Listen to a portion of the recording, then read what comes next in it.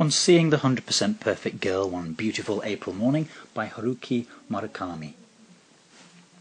Okay, the title of this one is rather significant, as indeed it is in most of the stories, but in particular I think with this, the idea of perfection and whether or not people ever can be truly described to be perfect, I think is something that comes up really with the title at the beginning, and also this almost mathematical approach, that is reflected later on by the different percentages of how perfect one can be, and this is 100% perfect, which does suggest this is something about projection and fantasy and isn't entirely grounded in a realistic appreciation of a person's actual qualities. And obviously the April morning is significant as well because of the idea of the springtime, more and more people moving about on the streets, and the idea of more opportunities for meeting, and also of course the sense of this is a time of year for renewal. It's part of the cycle of life, and the green shoots coming through in preparation for summer, etc. So the plot's very, very simple in many ways.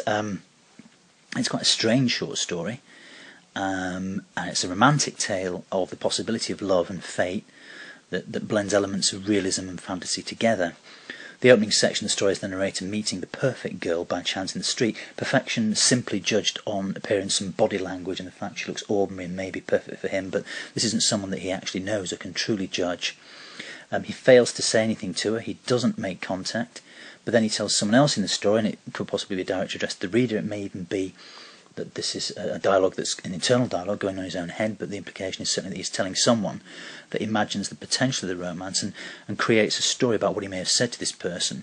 And the romantic scenario that he invents sounds very much like a fairy tale where he relates a short story of a true love, which is he would have said to the girl if he had the chance, and the suggestion that they couldn't be together anyway because of a rather sort of romantic, tragic, semi-tragic reasons anyway.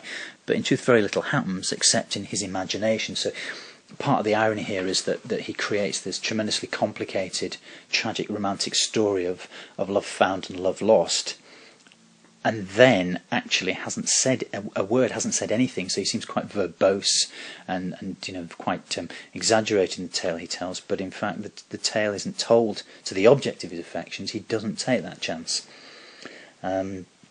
which obviously implies somebody of the 32 years of age, which indeed the narrator is supposed to be in the story. It implies a certain loneliness and possible sense of desperation as well. Okay, so basically it takes place in Tokyo in the morning, and the narrator sees a girl he thinks is perfect. He wishes he could speak to her, thinks of what he could say to her, but everything he thinks of sounds ridiculous, which is ironic of course, because the story that he actually comes out with much later on would sound even more ridiculous and even more elaborate and involved. When he passes in front of a flower shop, he says nothing to her, and she disappears. She's holding an envelope in her hand, so there's some possible connotation there that maybe she has a letter there that she wishes to sell, that she wishes to post, and that may be connected with romance, and that he doesn't buy flowers, so he doesn't give her flowers. Those things that have romantic connotations are not actually used within the story. He says that he now knows what he should have said to her, and then begins a long story starting with once upon a time and ending with a rather sad story, so a bit like a fairy tale that doesn't have the happy ending, that a fairy tale where they don't live happily ever after. He tells the story of a boy and a girl who meet when they're 18 and 16 and knew they were 100% perfect for each other. However, they begin to have doubts and wonder if their dreams had come true too easily. The boy thinks that if they really were perfect partners, they could part and then possibly meet again one day and just marry. One winter they both caught the flu, and although they recovered, they both lost their memories as a result.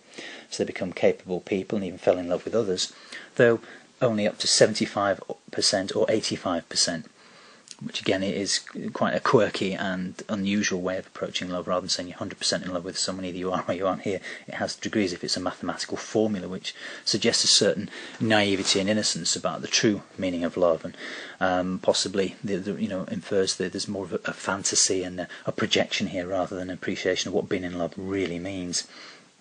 At last, when he was 32 and she was 30, they met on a street in Tokyo, and for a moment they remember, the memories faded, and then they walked past each other.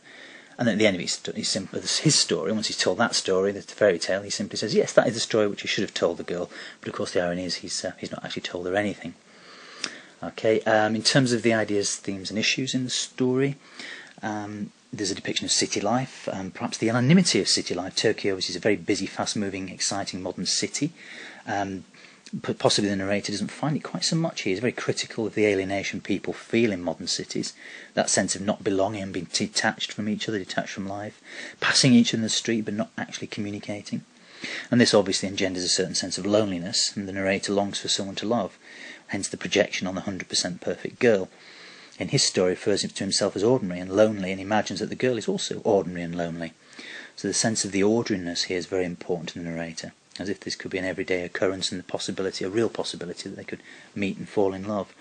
I think the narrator could definitely be seen as being romantic here, because he wants to fall in love and imagines a perfect relationship.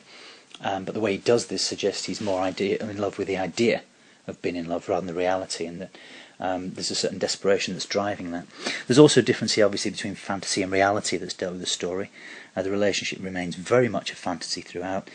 He makes up a story which is very much like a fairy tale, but in reality he doesn't actually speak to the girl or learn anything about her or seek to make any kind of real connection with her, even though she thinks that she's 100% perfect. When he sees her the next day, he actually can't remember anything about her. This may also be connected with the passage of time, and although the narrator is only 32, he obviously is aware that he's growing older and that time is passing by quickly, so possibly feels that that time is getting away from him, and he's aware of life possibly beginning to run short. Okay, I do think personally as well that there's quite significant reference to the filmmaker Woody Allen at one point, going to see Woody Allen films. Woody Allen being a filmmaker who is associated very specifically with New York, particularly with a very famous film called Manhattan. And his films usually, though not always, tend to star him in the role of very much a fantasist and a dreamer who is usually attracted to women in situations that are not particularly realistic in terms of whether there'll be any longevity or the chance of a lasting relationship, and often have a tragic comic outcome. And I think that is quite important, that character is referenced, and I think the narrator possibly identifies with that himself, certainly in the telling of his story. It does have a sense of specific time and place as well. This story is actually set in 1981. The time and place are very precise. Spring is traditionally a time of hope and renewal, as we've said, when people might think about falling in love. And obviously the city of Tokyo has a huge population, over 8 million people, and is at the centre of the largest conurbation in the world, with a population of over 35 million people. Harajuku is a district where young people go to shop and relax, said to be a mixture of Japanese, sort of American cool and British rebellious cultures might also be coming in here. So it could be a place where a young man might hope to meet a woman and may feel that there's a slightly less reserved sense of place, so that people may have more freedom than they do throughout the rest of Japanese society. So but still, the crowded streets and the very lively atmosphere around, and everybody engaged in each other's lives in that area, seem to contrast somehow with his loneliness and the fact he is still reserved and still doesn't manage to break through the social barriers and actually speak to this woman. Okay, in terms of characters, the narrator, as we say, we know he's 32, feels he's growing older. We don't know what he does for a living or anything about his family or friends, or if he's got any. Not really anything about his employment or his general situation. The only thing we really do know is that he is someone who describes himself as lonely. We know nothing at all about the girl, except for what the boy sees. It's purely from his perspective. She's about 30, and according to the narrator, not a great beauty. Indeed, he can hardly remember anything about her, but in the fantasy she is like him. She seems perfect for him precisely because of her ordinariness, precisely because of her loneliness, and therefore there's a sense it should be reality, should be able to engage with her and begin a relationship.